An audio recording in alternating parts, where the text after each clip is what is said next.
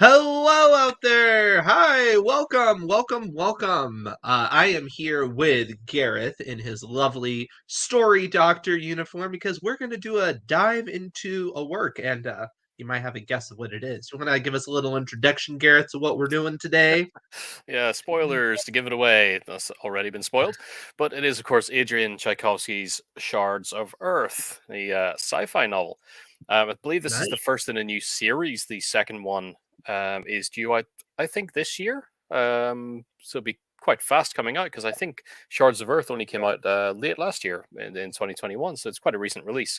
And I know Nice. talking about this one, I always, for some reason, just automatically refer to Adrian Tchaikovsky as Alexander Tchaikovsky, the, the composer, but it's Adrian. Adrian. Yes, like the Nutcracker Suite, you mean Tchaikovsky? Yes. A bit of a classical music person. So.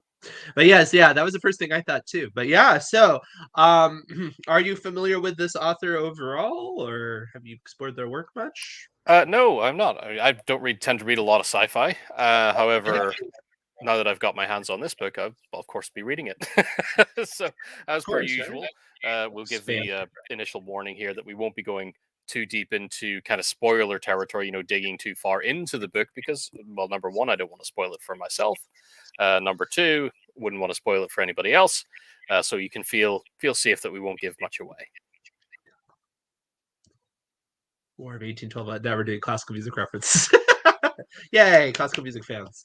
All right, so do you want to dive into this then, and let's see what's going on under the hood? Why not?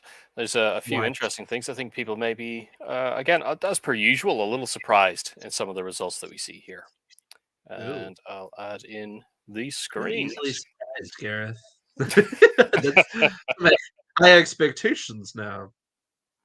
So here we All are. right, those little indicators there. Yes, we have run our summary report here for Shards of Earth. Now, as you expect, if you've seen What's the Score before, we will go through a lot of reports here, take a look at what's kind of how the results look for this particular novel, anything interesting in the writing that we can uncover, and in the end, compare to the sci-fi genre setting in AutoCrit, see how the score changes. And I always like to mention what's the score? If anybody wants to take a guess at what our summary score might actually come in at. Hmm. Now I do see a lot of indicators, which could indicate something. Although I do not know how long of a work this is. Do you want to tell the audience? Because that would maybe affect their guess. Do you know how many words this is? This is around 140,000, so it's a decent Okay, sized yeah, book. so that would affect the amount of indicators, obviously, because there's It a lot would. more It's one thing to in a keep in longer mind. I work. think that's a good contextual tip. Is obviously the more words, the bigger the book is. There's more of a chance for you to be dinged, Right. unnecessarily on some indicators. All right, we got a range of guesses. Looks like 73 is the low, 86.3 is the high. I'm going to say, considering the length and the indicators, I'm going to go with Bob. I'm going to say this is maybe 74. Okay, and I can see from our audience, yeah. Before I do, Scott, Children of Time. Yeah, this is Children of Time was an award-winning book. I believe the Arthur C. Clarke Award um, for Yes. science fiction, winning there. So that was a very very popular Yes. series. The indicators are different things that have been flagged in the system. Of course, not every single one necessarily has to be dealt with, but yes, the higher the number, the more issues going on in that specific category that the system is finding. Indeed, and a little call out there, Scott Sigler, author Scott Sigler. If you are, give us a shout out in the comments there on the chat. I very Ooh, much enjoyed, if unless you just share a name, but Scott Sigler, author of Contagious, excellent series. well, there we Check it out. go. There's a little pitch from me. So this one comes in at 77.11 He said, on the yes, summary that's score. him. That's Oh, exciting. awesome. Yeah. The Contagious series is fantastic. One of my favorite sci-fi horrors. I recommend that everywhere. Like, it's brilliant. So well done. Nice. 77.11. And we can see the indicators here. Everybody got a peek at those in the beginning anyway. We got kind of a decently high number here in dialogue. Over 1,000, so 1387. We're kind 77 of is high not word bad choice. for such a long work, Well, if you for think such a about long it. book, yeah. Yeah. Strong writing is obviously our highest here, 16,321. Pacing the lowest, as per usual, kind of tends to be one of the lowest, and 5,714 a repetition. So obviously, for time constraints, we won't dig through every single report and look at how every single way this book could be edited to bring all of these down as much as possible, because that would take probably a week of work. But we'll dig into a good few things, and yeah, we're around 140,000 words. So, Christine, in terms of what is a good number, that is contextual, right? As we were saying, because the more words, the more of a chance of an indicator. So, if you have a lot more indicators than you see here, and your work is 200,000 words long or something like that, well, you would expect that, right? I would, so it's contextual. Yeah, indeed it is. That's part of the reason that we do this What's the Score series, because something like Shards of Earth, Adrian, a very, very highly regarded author. So that's not to say when we put it in, you see a score of 77, you're like, that's bad, necessarily bad book. Not at all. This is just to add some contextual thing for if you're using the AutoCrit platform yourself, so you don't put yourself down by thinking, oh, I've Yeah. only scored, a 77. Yeah. That's not the case at all. So we'll look at some of the reasons why that might be. And of course, length is one of them. We will see that coming up. Yep. So our first one, I always like to start with dialogue. So Of we'll jump into course. dialogue tags. What kind of Fantastic. tags does Adrian like to use throughout the novel? And of course, we know that the general wisdom is kind of using said and asked as much as possible, or eschewing tags completely. Just let the characters punctuate the dialogue with action, or just bounce back and forth. Lots of reasons why you don't want to do that, either of those all the time. For example, if you just bounce back and forth a lot without tags and it's just line after line of dialogue, that's going to take the pace pretty much rocketing. You're going to have way too much white space on a page like that in an extended conversation where it's just pop, pop, pop, pop, pop, pop, pop, pop. You got to control Right. things. And that can Exactly. work with either tagging or, again, adding Mhm. action. Now, we can see here, if we look at what we've discovered in terms of the tags being used throughout the novel, that Adrian, obviously, I think, prefers to use tags to get things Mhm. across. In fact, across the whole novel, Whoa. we've got a It's a huge majority not said. preference. That's not usual at all. Yeah. So this is an author that very much likes to use the dialogue tags not just mechanically, but to convey a lot more information. Yeah, definite preference falling on the side of alternatives for Adrian. Now we do, when we look at what's most commonly used. Again, this is a big book, and there's going to be a lot of talking going on. Is actually the predominant one for what he's chosen to use, and of course, asked comes in second. So kind of sticking to that in terms of overall use. But then we have the ones marked in red here are, of course, the ones that are determined as being overused compared to what we would generally see. And I think that bears out because we generally don't see this kind of complete sort of preference obvious for Mm. alternatives throughout a novel. But we have demanded, agreed, confirmed, shouted, announced, noted, snapped. People like to snap at each other. People do press quite a lot in this as well, from what I've Hmm. noticed. So in our Interesting. sidebar here, we can get some guidance, from the platform as to how many we might want to remove, to dial back in on what readers would generally expect to get. Now, of course, they could be readers of Adrian's, and if this is the way he likes to write, well, then they're not too perturbed by seeing, a Right. lot more of these things. Yeah. So when you've built your own big fan base and people know what you write like, you can afford to make some other choices, which I Yeah. think always becomes obvious. For Uh, sure. we have the likes here, And chorus. who knows, we may end up with him or others in the system that do the same thing, right? And then the report would give a different result if you compared to them. For So sure, yeah. I mean, we don't have a profile for Adrian just yet, but hopefully we'll get one in there for him. Because I think even just starting with this and this type of usage, it goes so much against kind of common wisdom, like I said before, that I right. think having a profile for him would be really beneficial. There's definitely some different choices here for this author, so that's something that I'll push for and see if we can get behind the scenes sooner or later. Yeah, And somebody asked if there's a reason to compare it to general fiction. That's just where we start. We will compare it to sci-fi later, so yeah, just stay tuned at the end. Yep. So we'll always start general. Just get a general overview in terms of I guess, best practice. This is baseline stuff.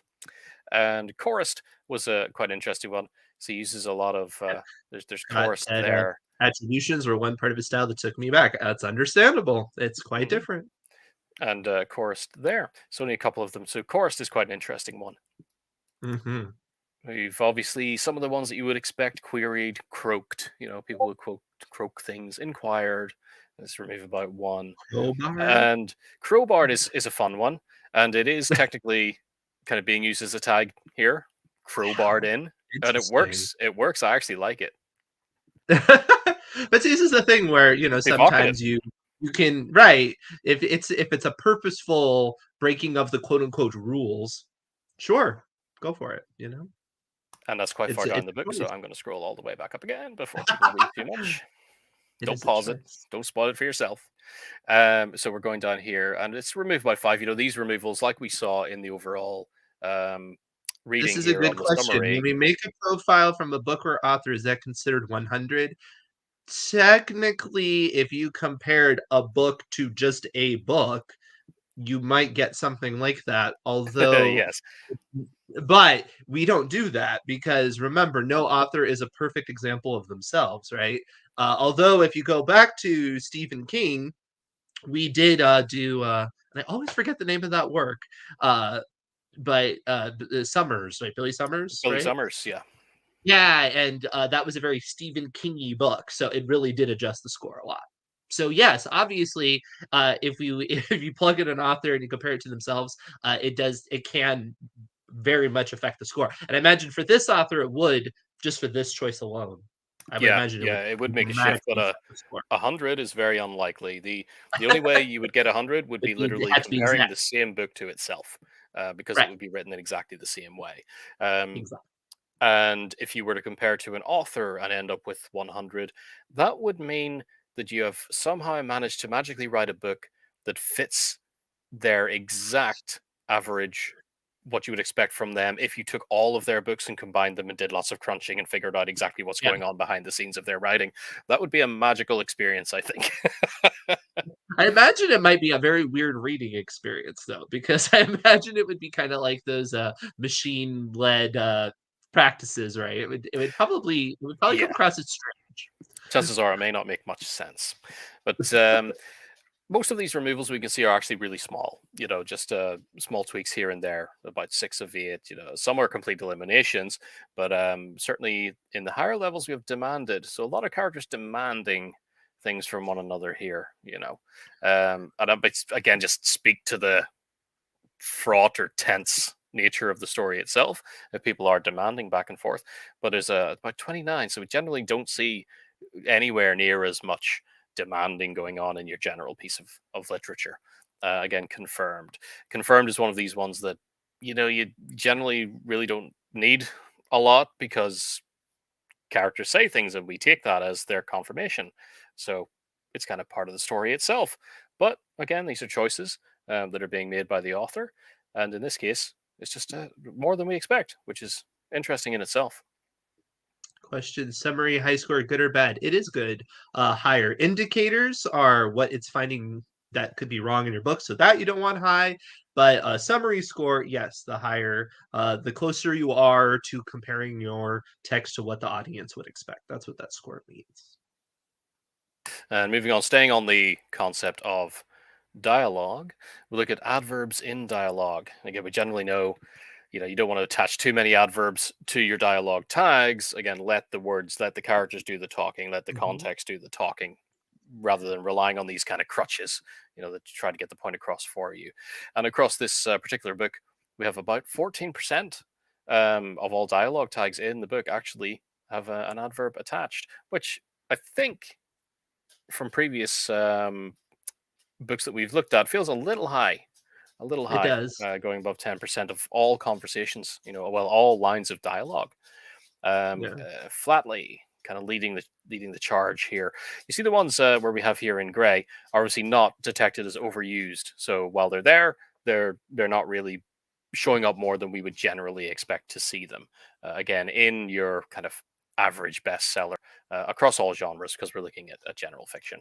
But flatly, we have hoarsely, mildly, frankly, cautiously. Automatically. Automatically, let me have a look at that one because that may be a false positive. It's one thing that can happen. Automatically. And how many of those are we looking to get rid of? Just one of the... Oh, no. Yeah, just one of the three. Oh, yeah. Asked automatically. It is actually a dialogue type, an adverb. Connected to the dialogue. Interesting. Yeah. This is interesting. Yep. Another The said dialogue. automatically. Yeah, okay. Well, there's a sense there. I mean, while it's unusual, it does have a purpose here. Again, quite a little evocative of, I guess, state of mind, as people react automatically to things. Okay.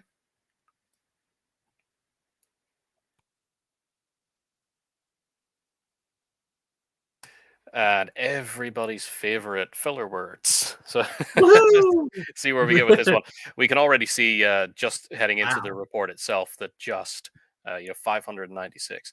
That actually doesn't suffer because 286 just gets a big hit, but that with 1,505 uses only about 37 too many that we would tend to see, which is fine, and that's the kind of thing you would expect to see, I guess, in a a larger book such as this. But in an overall comparison, compared to your general bestseller, we are far in the excess here when it comes to filler words. So that's going to be a big, again, one of these big hits that drags the score down quite a bit, especially with that being a massive thing. Just then, even very Are really a lot of steamed that's in the dialogue, you think, or is it in the prose? potentially. Let's have a look at just. Yep, just watch and be ready. So falling into dialogue. This would be narrative, just a demand to wait. For just a moment. No, that is fine with me. Editorial wise, if I see somebody saying just a moment, that works, tends to work for me because it shortens the moment itself. We know a moment is short, but just a moment feels a little more truncated. Yep. And sometimes the just is necessary. As you can see there, just because that's one of the things we always stress too, is just because the system highlights something does not mean you automatically remove it. Don't ever do that.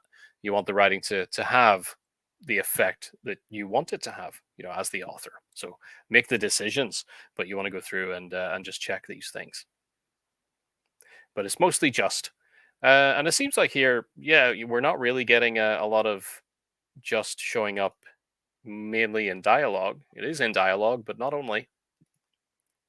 But that's not to say that it is a big problem. She hadn't come all this way just to talk about shipping tariffs. That just is necessary. We need that kind of thing. It makes the sentence what it is. One thing that I noticed, kind of looking through the early points of this novel as well, is that while people use filler words a lot in their speech, in their dialogue, one of the reasons it can also become more prevalent in the narrative voice of your writing too is when you're writing in very deep POV. So you're trying to make the narration also sound like the voice of the character who's narrating it, whose mind you're in that moment, which means that a lot of filler can also start to, filler words, not technically filler. Filler you just want to remove because it's dead weight. But filler words can start to appear within that narration because it's necessary to make it feel as casual and candid as really deep point of view writing should be. So don't be afraid of that. If that does pop up as well, keep that in mind. It's all about your intent. And what do we have? That somebody was asking, it seems like what bestsellers have a lot of editorial issues. If you're established artists, are the increased errors more overlooked? Well, I think what we're seeing with this is not necessarily errors, but artistic choices that perhaps a new artist would not be able to get away with as easily, right? An agent may look for things such as what AutoCrit is looking for and might pass on it. So there is a point to that, right? When you get to a certain level, what your audiences or whoever are willing to accept as artistic experimentation that varies from the norm, it does tend to go up. It is something to keep in mind. Yeah. And you can see here, looking through that, quite a few of these are things that I think could sometimes be trimmed. For example, does the sentence make sense when that word is removed? Something like this: the most advanced warships humanity had ever designed, equipped with weapons the pre-wars days couldn't even have imagined. Now, sometimes that is necessary to add, again, the right amount of rhythm to the sentence, so it comes out like you would expect with Mhm. your voice if you were reading it. But in most cases, the word "that" can be lifted out without the sentence actually suffering too much. Right. And there was one here. Oh, yes, I did see this sentence earlier, and it made me think about the yeah, some of the editors that I know and have worked with, and I guess some of the grammar purists out there probably frothing at the mouth over the construction of this sentence. But the mass looms and the 0 point fighters the heaven sword was equipped with would turn the battle, instead of the mass looms and 0 point fighters with which Yeah, the heaven that sword was makes equipped. sense. It did make me chuckle That makes to sense. see that. Yeah. So obviously quite a lenient editor there who's not really willing to trample on too much. Yep.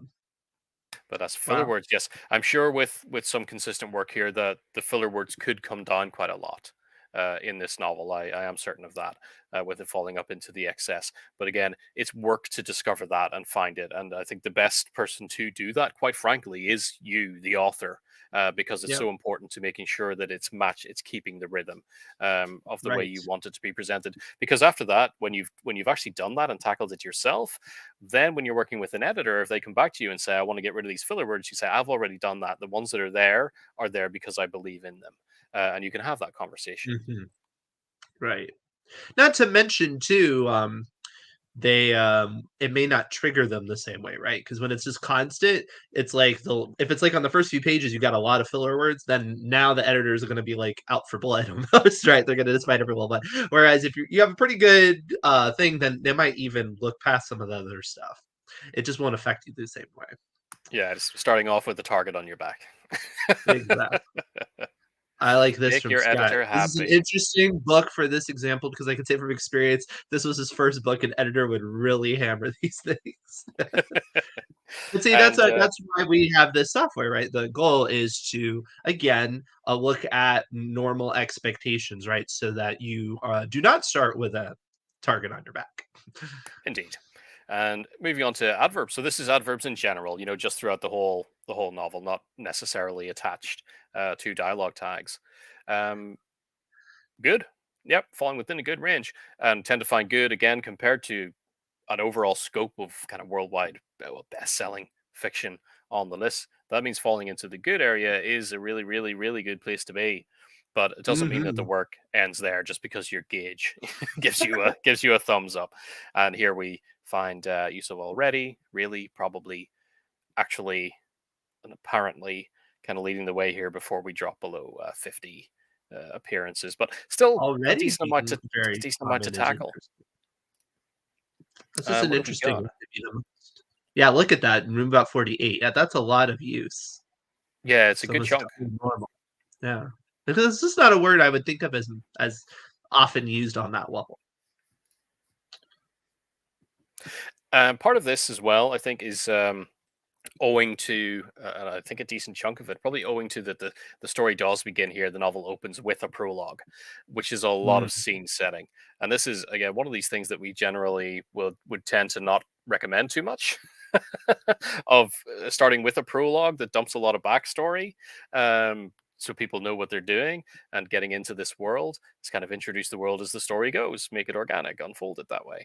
However, yeah. in this case, yeah, we do have a kind of backstory laden prologue, and that leads to generally a lot of these kind of Uh-huh. instances of filler and adverbs and things showing up, Yeah. especially already, because you're setting something that's happened in the past. You're really setting the scene here. So this has already happened. They had already done this. You've got a Yep. lot of groundwork to do there. And that's why it just seemed unusual because usually stories are taking place more or less in real time, at least for the majority. Um, and or I mean, even if they're written past tense, they're not written in that sense. I hope that makes sense, but they're not usually written where something's already happened. Like you get to observe it happen, even if it's written in past tense.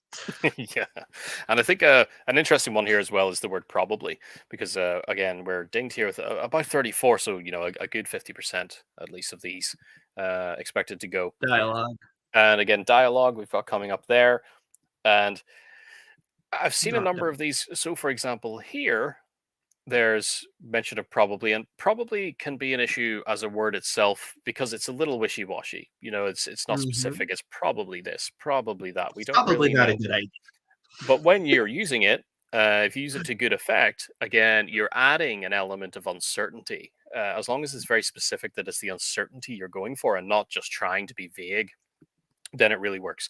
And in that case, it tends to pop up a lot in, like I mentioned before, and I certainly believe in this novel, deep point of view, where you're stuck in the head of this person, and if they're unsure, they're thinking it's probably this, Right. it's probably that, and this will probably work, but they're Mm. not entirely certain, and that has a kind of push-on effect. As long as we're involved and invested enough with the character and being in their mind, that it adds a level of uncertainty to the reader in that case. So, like, well, if this character's not too sure about it, well, I'm not too sure about it, even though it will probably work out.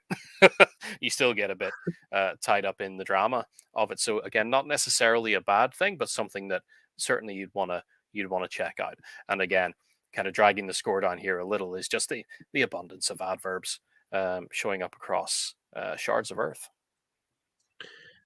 Christine wants to know, do we have comparisons to drama, romance, and other genres? Yes, we do.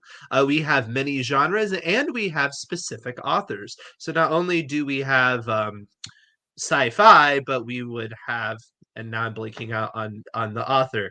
Well, I don't know, like Stephen King, but or Michael I'll Crichton pull or up a things like quick little list. So there we there's go. Thank you, Gareth, for you saving know, me. This is what if we look happens at when you don't have. fiction, there's We have fantasy, quite a few.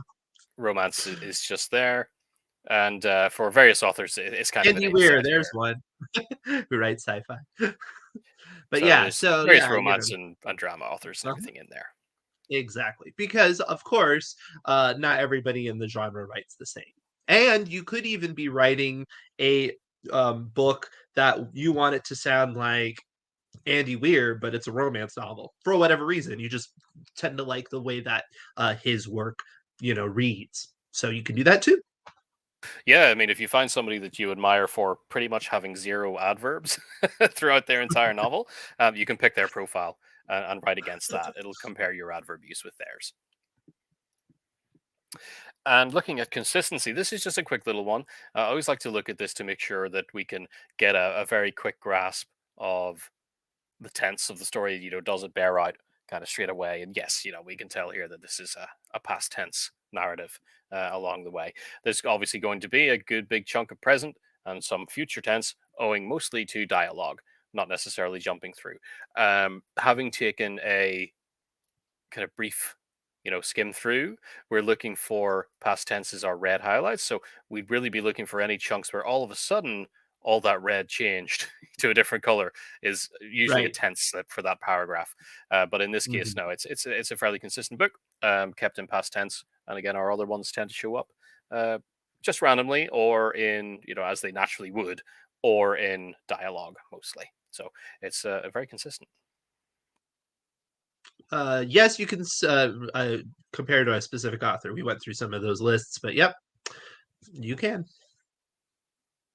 Now, All one of the right. things that can happen that can bring your score down a little if you get confused about it is passive indicators. Now, notice here with passive indicators, we do end up Ooh. kind of in the too many. However, a lot of them, because this is a past tense book, the indicators Mm. are going to be a little more heavy on the dings than they would be in a present tense narrative. So the past tense kind of hits because some of these passive things are literally just past tense construction. To dial it in, we can hit passive phrasing. So I tend to just switch off the indicators for a first pass and have a look exactly at actual passive construction. Um, and some of this comes to the fore automatically in the beginning anyway. Again, like I said, because of this scene setting in the prologue, some of that is passive because it's again very heavily based in past tense. Just this thing happened, this happened, they were, air was occupied by this. Um, yeah, that's where I find that sentence actually that made me laugh in the grammatical sense. And but that's not to say that the book actually has any real issue with uh, passive voice. The Locust Ark was annihilated next is of course passive, but nothing is really kind of wrong with that, in the sense of the scene itself playing out. By the time we get to part one, we start to slow down a little, in terms of the use of passive phrasing, which is really good for Adrian. Like this was named, but again, it's just kind of setting the past, and that's mostly where it tends to pop up.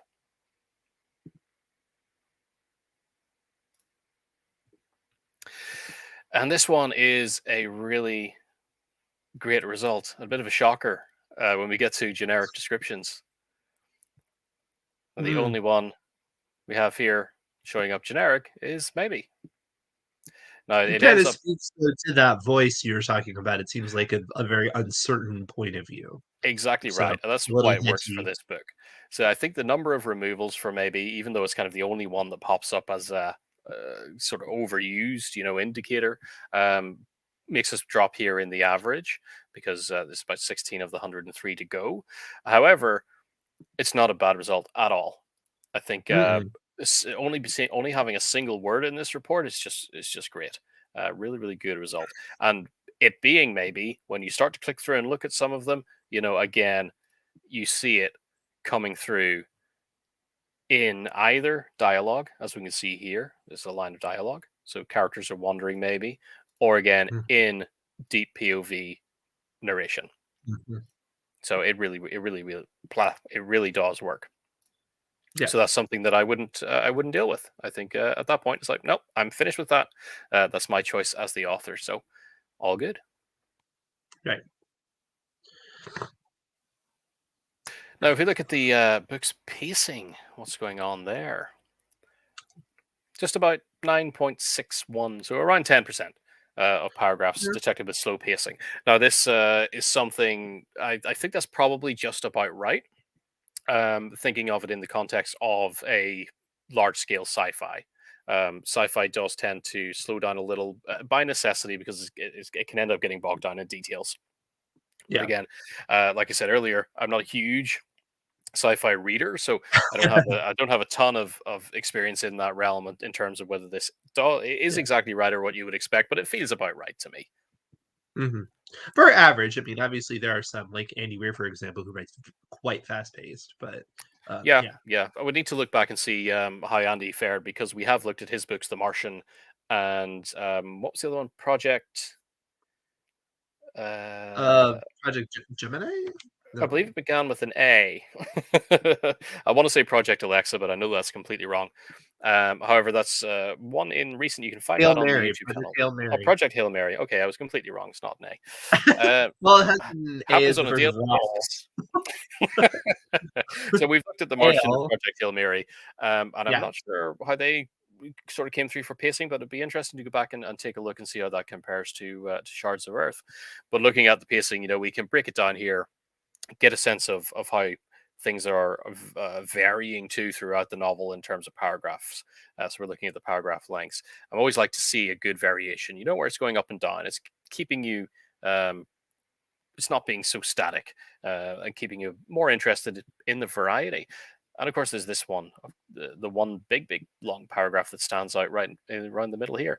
And at a glance, my first instinct would tell me that's probably Act One, Act Two transition, but I'm Mhm. not so sure because I think that's probably placed back here somewhere in terms of the actual structure of the book. But be worth a look at that long paragraph and see what's going on there because this particularly stands out against the rest. You notice that we don't really see anything up here that might note a Act Two to Act Three transition. It doesn't stand out. Sometimes you will see like a spike here and a spike here, and you're like, okay, that's obvious. Kind Yeah, of right. varying us between the acts, but not so here. But it is very quite varied, and you can see it's interesting to see these marker points here because they're all very similar. Like these kind of paragraphs there, and it seems to be about the length. The hit there, word length 240 seems to be about the maximum, 234. Yeah. 237, about 240, where Adrian kind of cuts it off most of the time, except for our nice big one here. But the overall the pacing looks fairly solid. Somebody mentioned it's a lot of lengthier paragraphs. Yeah, 9% is pretty high. It's not obscenely high, but it is high for average. Just to kind of bolster that, I took a look at the paragraph variation, how Adrian kind of works with different lengths of paragraphs, and we certainly have the vast majority here falling in under 50 words, really, when you combine these. So shorter paragraphs, really, but there's still a lot. 279 paragraphs actually being more than 100 words. It's quite a lot of long paragraphs, but that will Yeah, necessarily speak again to the length of the book. It's a long book. There's lots of writing, lots of writing to be right. done, and lots of paragraphs. So it's necessarily going to be a bit larger than you might expect. But of course, we can click on here and check where. I'm certain this was most likely hit for feeling like a bit of a slower pace, which necessarily I think becomes a thing in prologues such as this. It feels like most of the time when you read these, they do feel like the Star Wars opening scroll kind of thing, where it is slow because you're just easing your way in. It's not No, starting with an explosion and a bang and people running and shouting and screaming and would not recommend shooting this if you're guns. in. You just kind of fall in. Now that's not a bad thing necessarily. I think with the Star Wars scroll, for example, people are used to that. It's kind of okay. That's where it is. If you want to see an example of the Star Wars scroll type thing done horrendously bad, you can check out Uwe Boll's film adaptation of Alone in the Dark, which actually starts with a scroll like that, which is so obnoxiously overlong that it's a laugh. It's widely known as one of the worst, a complete laughing stock. You can probably check that out. I'm sure it's probably on YouTube as a video. If you searched "Alone in the Dark" opening sprawl, you'll see that it'll make you laugh about a minute and a half in is when you will actually just start laughing uncontrollably, because it doesn't get any better than that. But in this case, not necessarily a bad thing at all. But of course, in your own writing, if you find these, you think maybe your writing paragraphs are all a bit too big and they are starting to drag down the pace. You can just go in and edit the paragraphs. You can break them up a little, reframe it, whatever you like to just add a bit more white space. Again, the more white space you add, the more you can kind of add a bit more momentum, a bit more shift, a bit more punch. Yep. Initial pronouns and names. We always like to look at this one just from the statistical side of things. Is throughout this book, how many of the sentences are actually started using a pronoun or a character's name? Because again, it's one of the things we always like to try to keep an eye on in our own writing. And I know a number of people who really don't like writing in the first person because they find it really tough to not start every sentence with I. Is I did this, I saw that, I moved to there, I did this, I picked this up. And yeah, I get that. But if you write a first draft out like that and you find you're using I way too much throughout that kind of narrative, that's when you go back and rewrite. You go back and rearrange some of those sentences, start them with a detail, start them with something else, start them with a sound or whatever it is that's the sound that the action the person took has caused. Um, Right. to get rid of that I at the beginning of the sentence and vary things up. So we like to look at that just to see how many. And throughout this entire novel, again, big old thing, we got about 42% of sentences actually beginning with a name or a pronoun. That kind of falls right in the middle Pretty of normal. what we expect to see, and yeah, through our own research and the number of books we've looked at on what's the score, we don't tend to see it going above 50% all that much. And if it does go above 50%, I think pretty much next to nothing breaks through 60. between 50 and 60 is kind of the red line. And in this case, on the lowest end, probably around 30, or low 30s.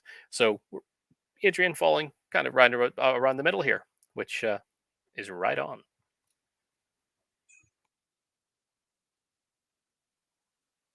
And tied to that also is sentence starters. If we're looking at the Mhm. percentage of sentences that actually start with a conjunction or a verb, continuous verb. People are actually doing things. Now, these can be tricky. I think we all know that these can be tricky. Conjunctions, some people will simply frown on them these days still, even though it's no longer a kind of hard and fast rule that never you don't start a Right. sentence with a conjunction. I think it, for effect, actually works very, very well. and love combining starting a sentence with a conjunction with that sentence being a fragment, which would drive some editors crazy, especially really old school editors who are just like, you don't do this, it's breaking every rule. But I think it works just fine in You're like, kind of but it's today's the fiction. art, the art. This is literature. But yeah, Yes. it works fine nowadays. There's nothing to be too scared of Mhm. when it comes to conjunctions. Of course, if you use them with intent, use them well. Um, Most of the problems can arise when you are using these continuous verbs. Standing, bending over, or picking up the something, because you can often have a character accidentally doing two things at the same time that aren't possible. Um, I'm trying to think of something that would be as incongruous and funny as possible, but of course my mind's drawing a blank on that. But looking at something, you have a character looking to one side while they take a shot at something on the other side, that Right. kind of thing. Accidentally, it just doesn't make sense. It doesn't Mhm. come together correctly. So it's an easy trap to fall into, which is why I try to avoid as much as possible starting sentences with these verbs. But it's easier said than done. I think a lot of us kind of fall into a trap of doing that, especially in first drafts. But here, we're not really, and that's likely a name. Yep, that's fine. So we're not getting hit in that. And making. Nope. Fighting the force. So, yeah. And had a really bad feeling. So again, things are fine there. It's coming through. We do have here Really running, bad hearing, feeling about this, huh? I love standing, that. and working. Staring, It's a space opera after all. staring at her through the ice. Mesman dug his fingers into the metal of her arm, twisting it. Absolutely fine. No confusion there. But it's definitely worth checking. It's just going through and having a look. And of course, if you wanted to kind of benchmark off this novel for your own and see what kind of balance you're getting there, about 12% throughout the entire thing. 140,000 words.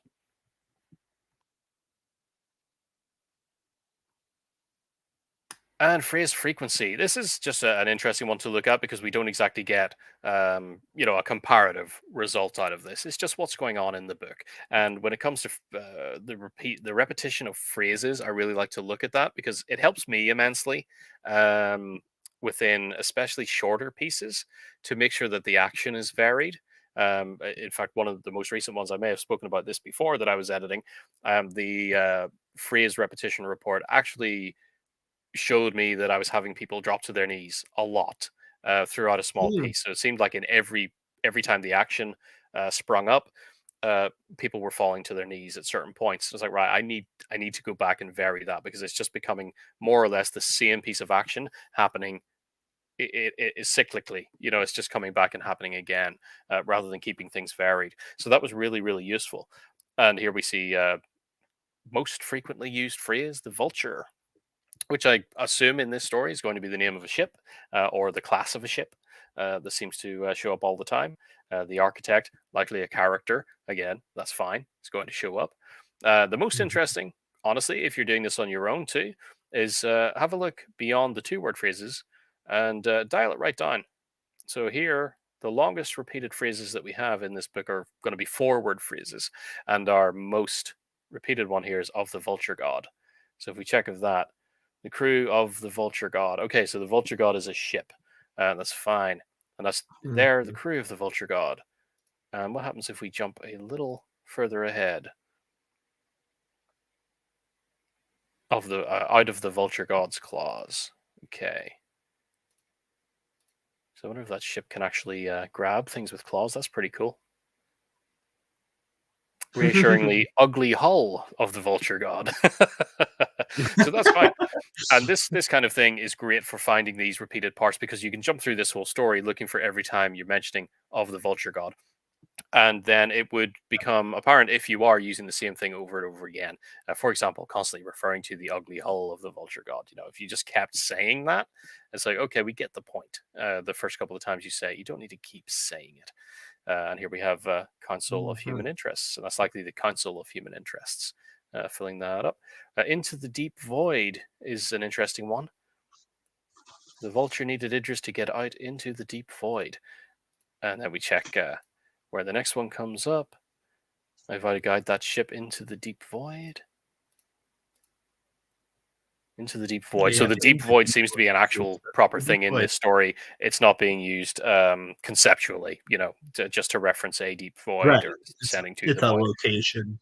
Yeah, again, it's used with intent here, so absolutely fine. But again, it's the kind of thing, and it's, I guess, proving how well written this book must be. That many of these are completely intentional that we've seen so far. But in your own work, it may not be so intentional, and that's why it's useful. Again, the whole swinging through and just making sure that once more people aren't, falling to their knees all the time in abject horror. And filler words. I'd like to look at the kind of emotional makeup of the story. I have not previewed this yet to see what we're dealing with in terms of Shards of Earth. But we're just looking at the use of language and the specific words in the language throughout this book that dominate in terms of emotional output. So does the story feel kind of emotionally as you're reading it? Mhm. And we're dominated here by a combination of fear and encouragement, which is really cool. And over here, greed. Makes sense for an adventure sort of story, Hmm. And certainly reading, something well, greed and the forbidden are kind of yeah, vying for a third space here. exploration. It's a very interesting mix. Now we tend to see encouragement is usually that adventurous kind of feel, Mhm. pushing forward to the end, trying to get to a goal. The language that makes it seem like victory is possible. With very low encouragement, it's going to be a very drab story, something very pessimistic, most likely. However, that is balanced with, of course, fear, and fear because the stakes are high. I would assume in this book, just looking at this, I'm thinking this is a high stakes action adventure, more or less, and we're going to be in a kind of sci-fi setting. And greed and the forbidden is making me think of, you know, into now that I've seen Into the Deep Void. I think of the trying to go places Right. unknown and all the strange Right, things in the and there's some right, and there's some monetary or power reason to do so with the greed words. most likely, yeah, with the villains kind of falling in there. Yeah. So that's interesting. It does make me kind of more interested in giving it a read. That's a good question. Where do those power words come from?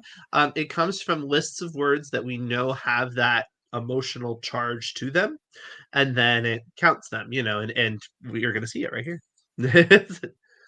You can see You the can, yeah. One color of the things you coding. can one of Yeah. the things you can do here as well with the color coding is look through some of your scenes. So, for example, if you have written a scene that you expect to be particularly uh, horrifying, let's say, so you really want it to be dominated with words that evoke fear or that are tied to fear, because you want this to be a real scare, um, and put your readers on edge. You can do that with the highlighting, so you can actually view which ones are Mhm. dominating. And if if you went to that passage or that chapter and it turned out that they were just entirely mostly highlighted with lust, for example, that you're not having the right effect. You're not, your language likely isn't evoking the feel that you're trying to evoke. So it's a handy way to fix that as well in certain scenes, if you have a specific intent in mind for that scene. But yeah, you can with your own work, pop it in here, go through, check, and it'll give you the word and whichever list it's attached to. And as we roll up towards the end, I always like to have a little look at the readability and see what's going on here. Just checking the flesh reading ease. We all know it's not entirely perfect in flesh reading ease, but it's generally good, still used. And here we have a score of 70. Most commercial fiction that we tend to see coming out nowadays is hitting around the 80 mark. That seems to be the kind of gold standard mark that they hit is 80 for the highest amount of readability. The higher the score, the more quote unquote readable the piece of work is. And 70 here, while not kind of hitting that 80 mark, is still considered conversational English slash, it's on the cusp of conversational English slash an easy to read or fairly easy to read.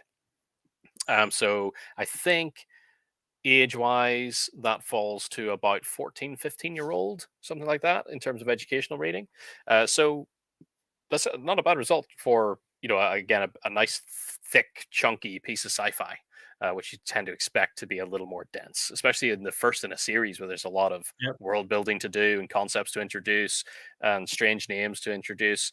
One of these things that can help, again, even if you're sci-fi and fantasy, I guess, by the other side of the coin, is very expansive in that sense. One of the things to keep an eye on simply is making sure that these new things that you introduce in terms of new concepts and new races and the names of civilizations and things like that, that the names that you give them are simple, that are easy to read. You don't want a name for Mhm. a race of peoples that is 5 syllables long, with uh, I'm trying to think, with some kind of split in, a dash in the middle, or some kind of other Yeah, no, I punctuation understand what you're saying. Yeah. that makes it difficult to actually rhyme off. You want to keep it simple, and that will increase the readability score just by the nature of it actually being Or more even simple. or even the difference between a compound word with a lot of high vocabulary versus a compound word which is not,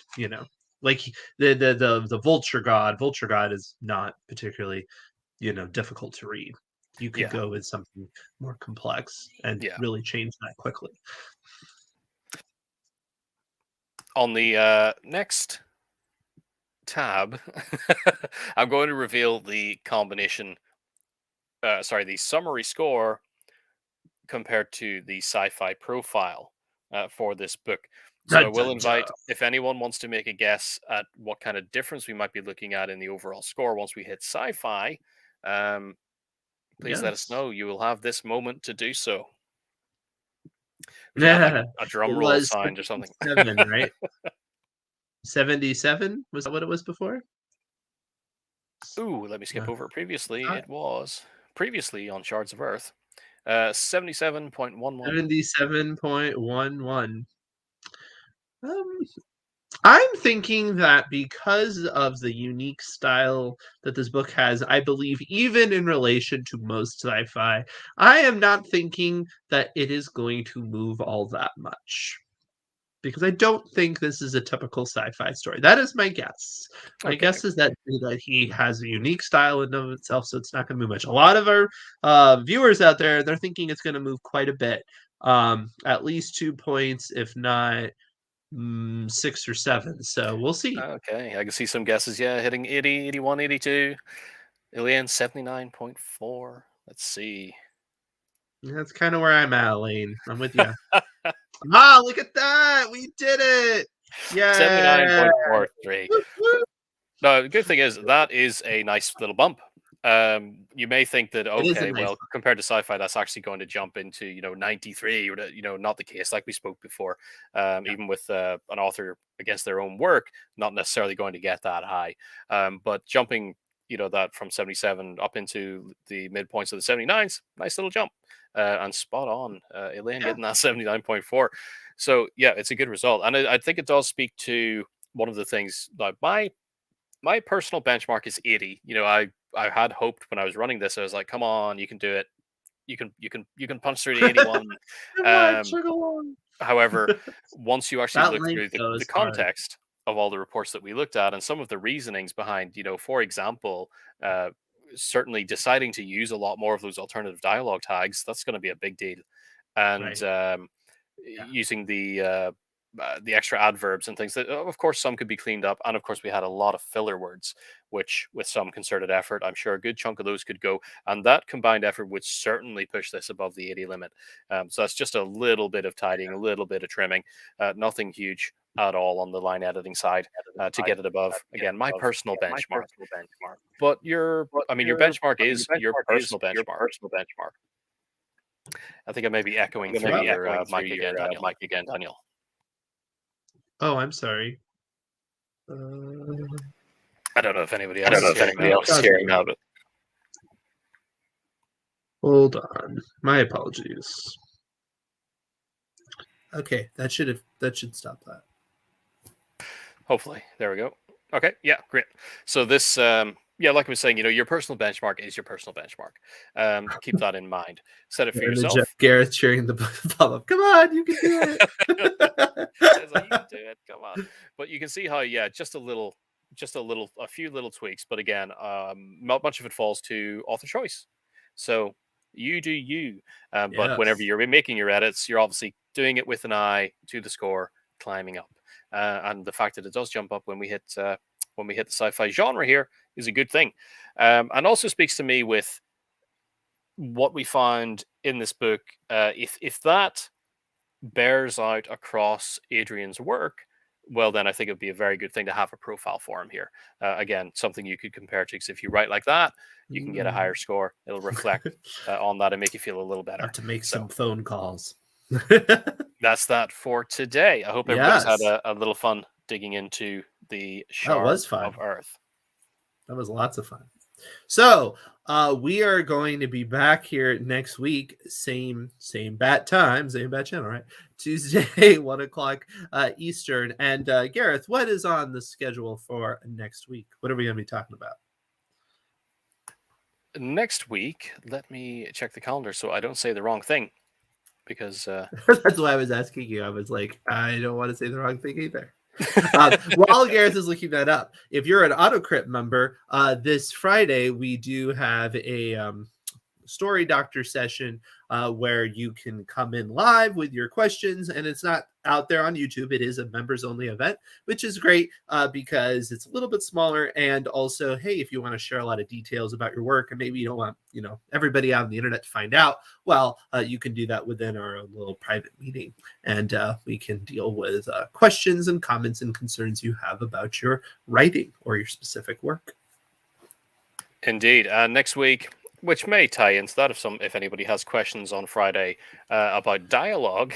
Next week on Tuesday, we are doing how to fix broken dialogue. So anyone who's pulling their hair out over dialogue all the time, I think you'll find that very, very valuable. So please do join us next Tuesday live, same time, same place here on the YouTube channel. And if you're not already, I think we say this all the time, please do like the video, subscribe to the channel so you can get an update there. Make sure, what do you got to do? Ring the bell. Ring the bell icon on YouTube. Yeah, subscription doesn't really matter anymore. You got to ring that bell to get notifications. Somebody's asking, how do you sign up for the members session? If you are an AutoCrit member, then you need to go into the AutoCrit member community. And if you need help, you can always use the dialogue box in there and ask questions, and they can help you get into there.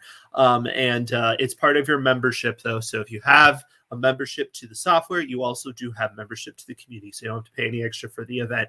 You just have to show up. So yes, and to go on top of that, Kat, if you are an AutoCrit subscriber and you have access to that, but you've never been in the community and don't know how to get there or anything, pop over to the AutoCrit website, hit the little chat button in the bottom right-hand corner, and send a message to support. They'll get you hooked up and get you in there before Friday, so you can join us on the Story Doctor. All right. Well, in the meantime, we'll see all of you next Tuesday to discuss broken dialogue, which will be lots of fun. I'm looking forward to it. Thank you very much. Bye-bye. Thank you. Bye.